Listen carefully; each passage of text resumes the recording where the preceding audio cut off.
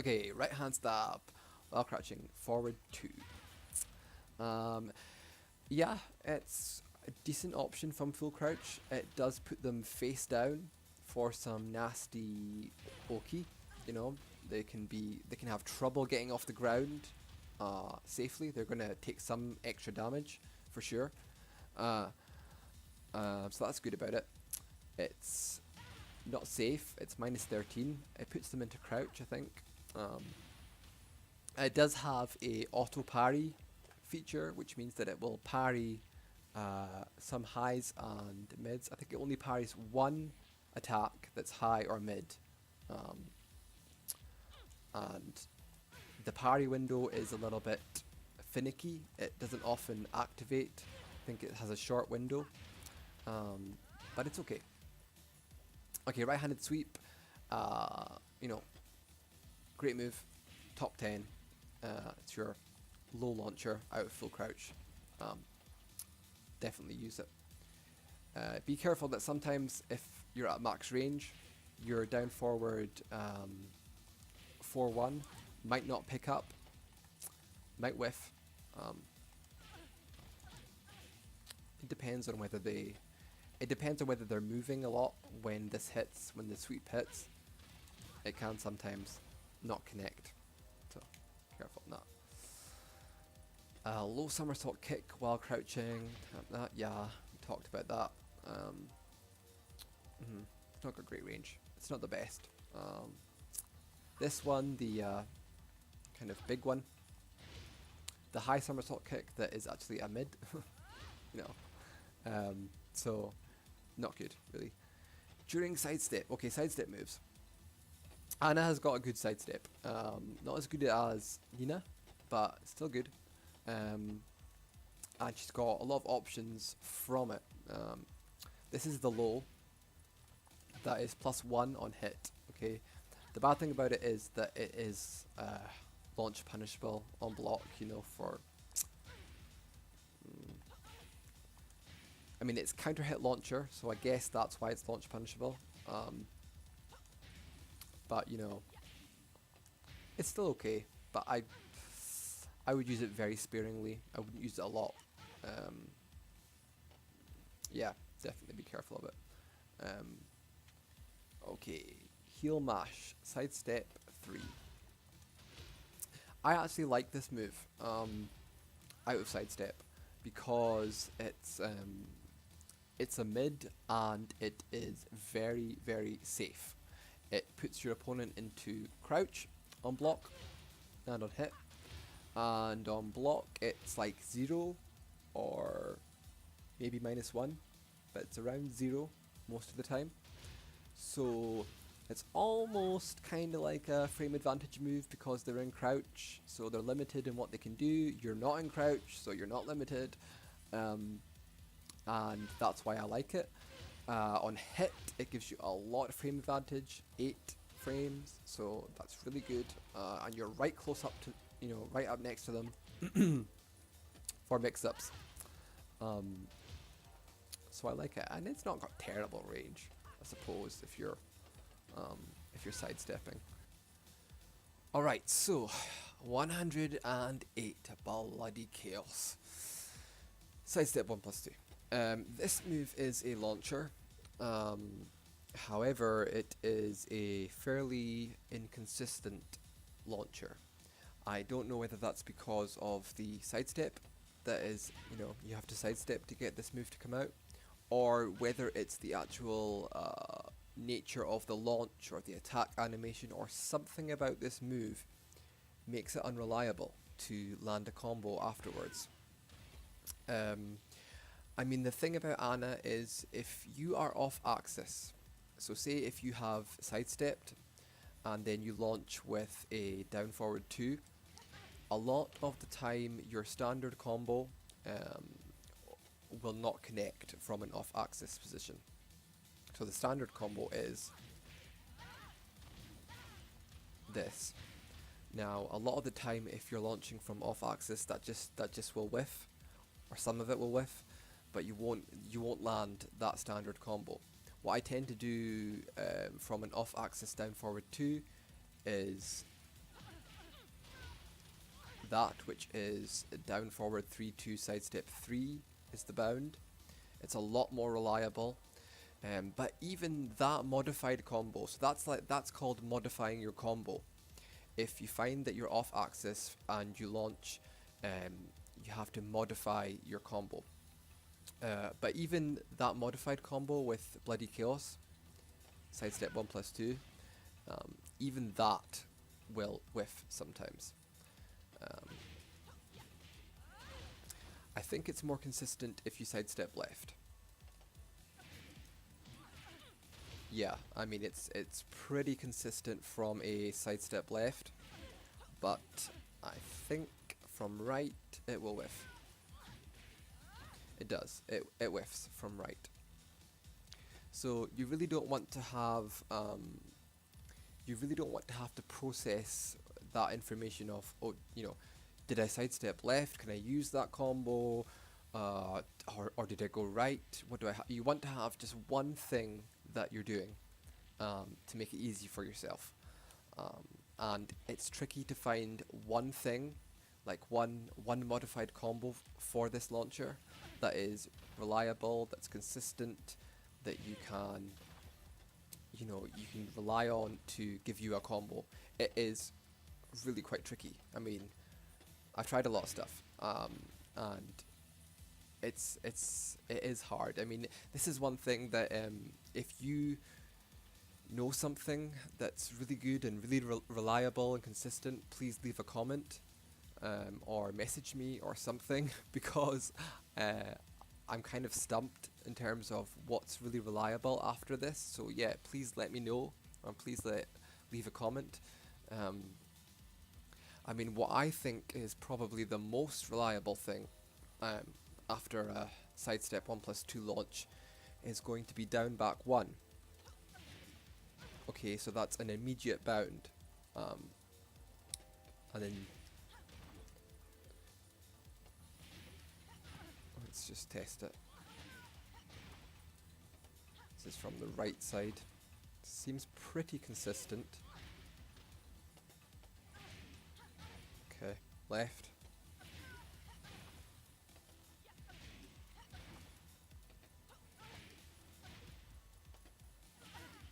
Yeah, consistent. That is consistent. That's reliable. Obviously, that makes for a shorter combo because you're bounding right away. So that's going to reduce your combo damage off of sidestep 1+2. You're not going to get a big combo. However, because this is a tag game, and because you can tag assault when you bound, that's not so much of an issue because you can always tag assault the down back 1 and bring in your partner and extend the combo that way. So because you're bounding immediately after the launch, what that means is that you will get more hits from your tag assault. You'll be able to do more hits for the tag assault, so you can extend your combo, a reasonable amount. Let's just... So something along that lines, maybe? Yeah.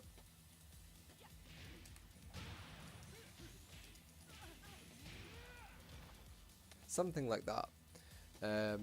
Obviously, if you don't whiff the ender.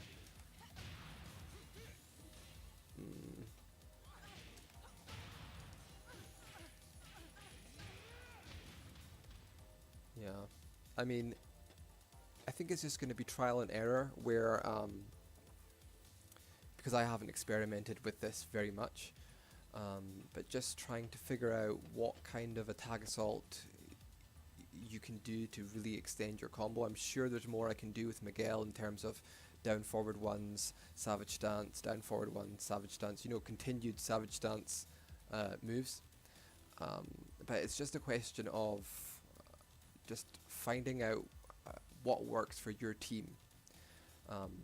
But for Anna, for herself, I just think that down back 1 is going to be... It's going to save you from a lot of stress and a lot of rage, salt. Because if you drop If you drop a combo after this, it's, uh, it's annoying, for sure. It is really annoying. So, okay, so in this section of the tutorial, I just want to quickly and kind of basically go over Anna's throws. She has got a good throw game, um, pretty decent, you know, a good selection of throw breaks to kind of choose from it if you're sorting your throws by the break that the opponent has to press, whether it's a 1 break, a 2 break, or um, a 1+2 break. She has 2 throws that break with 2 and 2 throws that break with 1+2. So her least common break for her throws is 1. She only has 1 throw that is a 1 break, and it's this one here, Cruel Punishment. Kick to the bum. So, I mean, it depends on whether your opponent is able to break throws on reaction. So that's seeing which arm is leading the grab. You know, being able to recognize the animation of the throw and breaking accordingly. Or if they're maybe playing the percentages, because if you're playing the percentages, then you know she's got 2 throws that are a 2 break and 2 throws that are a 1+2 break. So that's the most common break that you're going to have to do. So just mixing your throws up by the throw break rather than mixing them up by just a random mix-up. You know, there's if your opponent is just guessing a throw break, or if they're just doing the same throw break again, there's no sense in mixing up, say, up forward 1+2, which is a 1+2 break. Don't mix that up with down forward 1. Okay, which is also a 1+2 break. You know, that's just okay. They look different. It's a different animation. It's different Oki for sure. I mean, down forward 1 is a lot better Oki. You know, that's a really good throw in terms of that. But if you want to land your throws a lot more successfully, especially against opponents who can't break throws, you ideally would want to mix them up by the throw break, okay, rather than just animation wise. So yeah, you can hold forward or press forward and then press your throw to give it extra range and to make it track, which is useful. It makes your throws a little bit slower though. So her 2 throw, this is a 2 break for that throw. I think her throw animations are really funny. You know, it's like typical girl fight animation. You know, the way she throws, it's not really martial arts at all. It's like slaps to the face, and that's quite funny. Okay, so yeah, side throws. Side throws break according to the side that you're on. So keep that in mind. Overhead toss, command grab, wall splats, but not in a usable way. You definitely can't combo off of it anyway, although it will do extra damage. In my opinion, it's relatively easy to tech roll, which means that your opponent will take less damage and will get off the ground immediately. I think it's a really easy throw to tech roll, but they might not do that. Okay, yeah, so the elbow smash, the down forward 1. This is a really good move. I mean, it's beefy damage, 43 damage off of this throw, and it leaves them, you know, right at your feet, where you can get extra damage, or, you know, you can do loads with this throw. I really, really like it, and I really recommend it. You know, in terms of the input, the down forward motion, it's good to kind of buffer that into other moves, especially a down forward 1. That is a good tactic, you know. But any move will suffice. But just so it's not as telegraphed, not as obvious that you're going to do this throw, but I like it. Okay, attack reversals we talked about. Um, so chin bash. This is the start of her chain throw. This is her only chain throw starter. I mean, Nina has a couple of different chain throws, but this is Anna's only one, and it is a 2 break. Yeah, it is a 2 break. So again, it is kind of a gimmick. It's not something that you can. I don't think it's something you can abuse, although it is. I mean, if you get past this initial uh, chain throw starter, then it's just a pure guess for your opponent. There's no visual clue as to what follow up you're going to do. What the next throw in the chain is going to be. The opponent just has to guess. Just has to take a wild punt on which button to press to try and escape your next throw. So that's what's good about chain throws. But obviously you have to get this one to land. So it's okay. One thing I should mention that I actually neglected to mention when I was talking about the Chaos Judgment stance is that you can do this chain throw, this quarter circle forward 1+2 from Chaos Judgment just by pressing down forward 1+2. That is the start of the chain throw, and you can do that from Chaos Judgment. It's quite good because the down forward one, what kind of telegraphs this chain throw is the quarter circle forward. Now you can do the quarter circle forward motion really quickly so that it's less obvious. Kind of like that, just as quick as you can to make it less obvious. But if you do a quarter circle forward and then a throw, they have to break two. It's kind of obvious. But from Chaos Judgment, there's no quarter circle forward motion. It's just a simple grab. So it's a little bit, I suppose it's a little bit harder to see if you can't see if your opponent can't see the hands anyway of the grabs, then there's no quarter circle forward motion to help them out in terms of recognizing that it's this throw. So I guess it's a little bit more, you might get it to land a little bit more from Chaos Judgment stance. Okay, so we don't need to go through all the extensions of the chain throws because that's just a mix-up if you get that far. Phew, so that is it. That is the move list. I mean, sample combos, we don't need to talk about that. So we are done. The next section is going to be just a little bit about general strategy, any kind of extra things that I might have forgotten to mention. So yeah, but we're done with the move list.